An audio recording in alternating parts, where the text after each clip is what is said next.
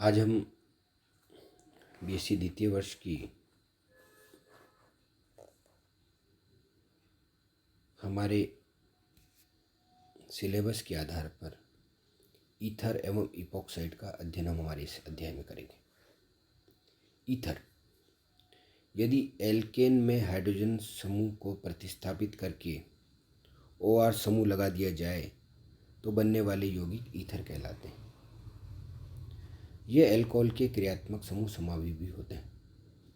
या किसी अल्कोहल में OH समूह में से हाइड्रोजन समूह का प्रतिस्थापन यदि किसी एल्किल समूह कर दिया जाए तो बनने वाले यौगिक ईथर कहलाते हैं। अल्कोहल के निर्जलीकरण से ईथर का निर्माण होता है, अतः ईथर को अल्कोहल एनहाइड्राइड भी कहा जाता है। इसका सामान्य सूत्र CnH2n+2O होता है।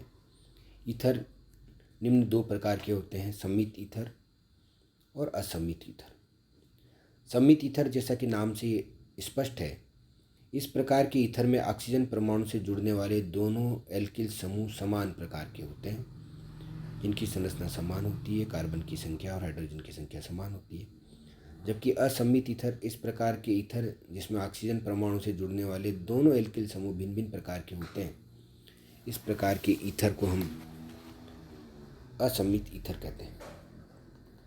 जब भी हम ईथर का नामकरण करते हैं तो इस पद्धति के अनुसार एल्केल के एक हाइड्रोजन परमाणु के स्थान पर एल्कोक्सी समूह जुड़ा हुआ होता है, अर्थात ईथर को हम एल्केन के एल्कोक्सी व्युत्पन्न मानते हैं और इसका नामकरण करते हैं। एल्कोक्सी एल्केन जो एल्किल समूह बड़ा होता है उसे हम व्युत्पित एल्केन मानते हैं। उदाहरण के लिए यदि हम CH3OCH3 को अध्ययन देखें तो चूँकि इसमें दोनों तरफ CH3 समूह है, अतः इसका साधारण नाम डाईमेथिल ईथर होता है। लेकिन यदि एक तरफ CH3 समूह जुड़ा है ऑक्सीजन परमाणु के और दूसरी तरफ CH2H5 जुड़ा हुआ है तो हम ऐसे एथिल मेथिल ईथल को हम एथेन का व्युत्पन्न मानते हैं, अर्थात इनका नामकरण मैथोक्सी एथेन कहलाता है। अर्थात हम उस कार्बन श्रृंखला को मुख्य श्रृंखला या मुख्य यौगिक नाम देते हैं जिन पर कार्बन परमाणु की संख्या अधिक होती है। डाईएथिल ईथर का आयुपेसी नाम एथोक्सी एथेन हम रखते हैं। इस प्रकार हम किसी ईथर के नामकरण को करते हैं। समावयवता, ईथर में मुख्य रूप से दो प्रकार की समावयवता प्रदर्शित की जाती है। पहली स्थिति समावयवता और दूसरी क्रियात्मक समूह समावयवता। एक प्रकार की समावयवता जिसे हम मध्यवयवता भी कहते हैं, जिसका अध्ययन भी हम यहाँ करेंगे। हम देखते हैं कि स्थिति समावयवता, यदि ईथर की स्थिति एल्केल समूह के आधार पर निर्धारित की जाती है तो इस प्रकार की समावयवता स्थिति समावयवता कहलाती है। जबकि दूसरी प्रकार की समावयवता जो है वो क्रियात्मक समूह समावयवता है। ईथर एल्केनोलों के साथ क्रियात्मक समावयवता प्रदर्शित करता है, अर्थात ईथर एल्कोहलों के साथ क्रियात्मकता समावी बनाते हैं। जबकि दूसरी प्रकार की मध्यवयवता, इसमें ईथरी ऑक्सीजन के दोनों और एल्किल समूह की विभिन्न प्रकृति के कारण इसमें मध्यवयवता भी प्रदर्शित होती है। एल्किल समूह के दोनों ओर उपस्थित एल्किल यौगिक जो कि ऑक्सीजन परमाणु के दोनों ओर स्थित होते हैं, यदि वो अपनी संरचना में परिवर्तित करते हैं तो इस प्रकार की समावयवता मध्यवयवता समावयवता कहलाती है।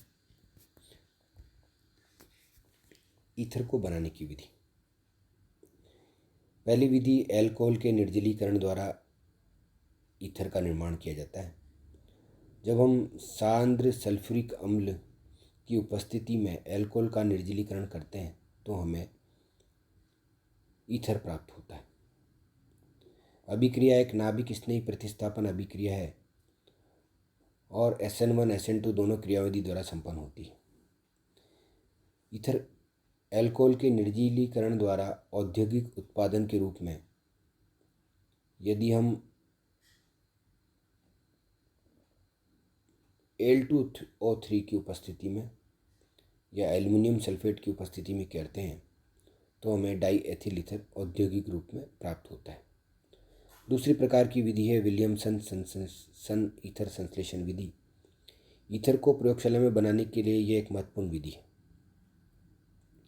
इस प्रकार विलियमसन ईथर संश्लेषण को हम प्रयोगशाला में बनाते हैं। इस विधि में एल्किल हैलाइडों का सोडियम एल्कोक्साइड के साथ अभिक्रिया कराते हैं तो हमें डाई एथिल ईथर प्राप्त होते हैं। यह अभिक्रिया भी नाभिक स्नेही प्रतिस्थापन अभिक्रिया का अच्छा एक उदाहरण है। जब भी हम एल्कोहल की क्रिया सोडियम धातु से कराते हैं तो हाइड्रोजन गैस मुक्त होती है और सोडियम एल्कोक्साइड प्राप्त होता है। और सोडियम एल्कोक्साइड की क्रिया यदि हम एल्किल हैलाइड से कराते हैं तो हमें ईथर प्राप्त होते हैं। एल्कोक्सी मर्क्यूरीकरण विमर्क्यूरीकरण अभिक्रिया, जैसा कि इसे नाम से पता है, जब अल्कोहल की उपस्थिति में एल्किनों की मर्क्यूरिक ट्राईफ्लोरो एसीटेट के साथ अभिक्रिया कराई जाती है तो मर्क्यूरिक लवण बनते हैं। इस अभिक्रिया को एल्कोक्सी मर्क्यूरीकरण कहते हैं। इस मर्क्यूरीकरण लवण का जब सोडियम बोरोहाइड्रेट के साथ अपचयन कराया जाता है तो हमें ईथर प्राप्त होते हैं। इस प्रकार अभिक्रिया के दूसरे चरण को विमर्क्यूरीकरण कहते हैं, अर्थात एल्कोक्सी पहले मर्क्यूरीकरण में परिवर्तित होता है और फिर उसका विमर्क्यूरीकरण किया जाता है। जब भी किसी एल्किन की क्रिया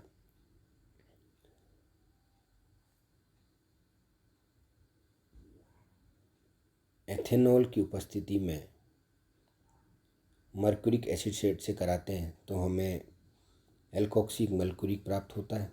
और एल्कोक्सी मर्क्यूरिक की क्रिया सोडियम बोरोहाइड्रेट से कराने पर हमें ईथर प्राप्त होता है।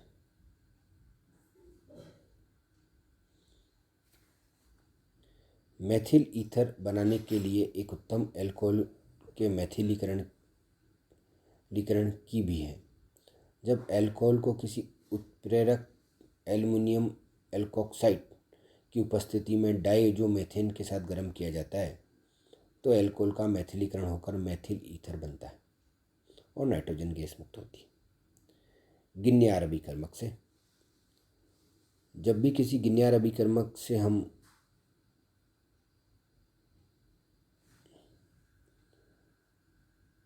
निम्नतर ईथर के हैलोजन व्युत्पन्न की क्रिया कराते हैं तो हमें उच्चतर ईथर प्राप्त होते हैं।